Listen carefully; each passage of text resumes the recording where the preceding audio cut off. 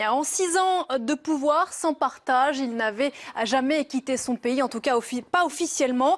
Kim Jong-un rentre tout juste d'un voyage de plusieurs jours en Chine, au cours duquel il a rencontré le président Xi. Qu'y a-t-il, Armel Charrier, dans la tête du président nord-coréen? C'est le décryptage aujourd'hui, vaste question. La Chine est un allié de la Corée du Nord. On voit à l'image de cette rencontre entre le président chinois Xi Jinping et le président nord-coréen Kim Jong-un. Une photo qui d'ailleurs a été diffusée une fois que le président nord-coréen était rentré chez lui.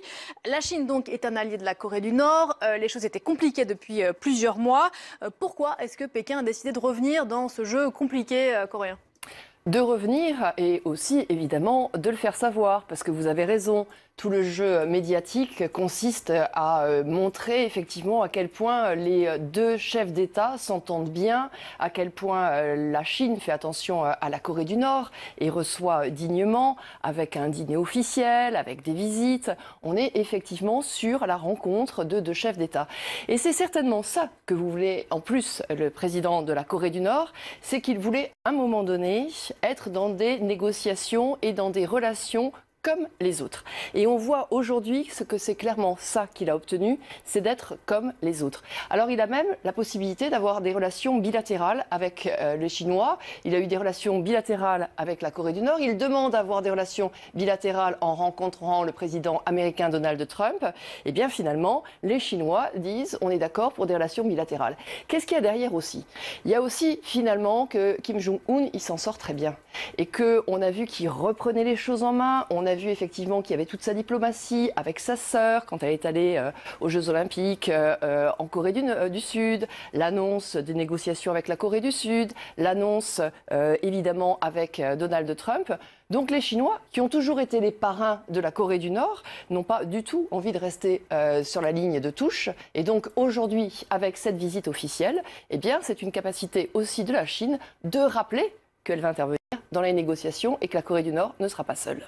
Alors, on a connu ce Kim Jong-un ces derniers mois particulièrement belliqueux. On se souvient évidemment de ses échanges d'amabilité avec le président américain. Ces derniers jours en Chine, il a parlé d'un éventuel accord sur le militaire. Est-ce que c'est un vrai changement de cap ou on est sur une façade diplomatique ?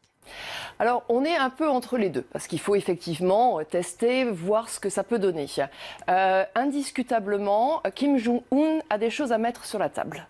Et en matière de nucléaire, il a fini par obtenir ce qu'il cherchait finalement. Qu'est-ce qu'il cherchait, Kim Jong-un?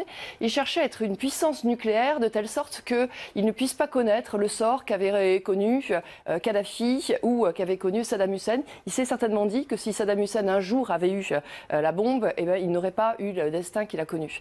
Alors, il a montré, avec ses essais de tir balistique, il a montré avec le nucléaire qu'aujourd'hui, c'est un pays qui est au seuil du nucléaire. Dans ces conditions, il peut discuter.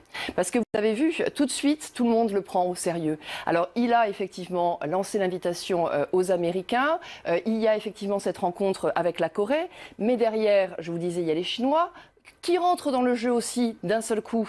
Ce sont les Russes qui veulent aussi être à la table. Et c'est pour ça qu'il y a le ministre des Affaires étrangères coréen qui doit y aller. Et tout ça va parler, tout le monde va parler effectivement des sanctions. La levée des sanctions, c'est certainement la première chose que veut Kim Jong-un, parce que c'est ça dont il a besoin.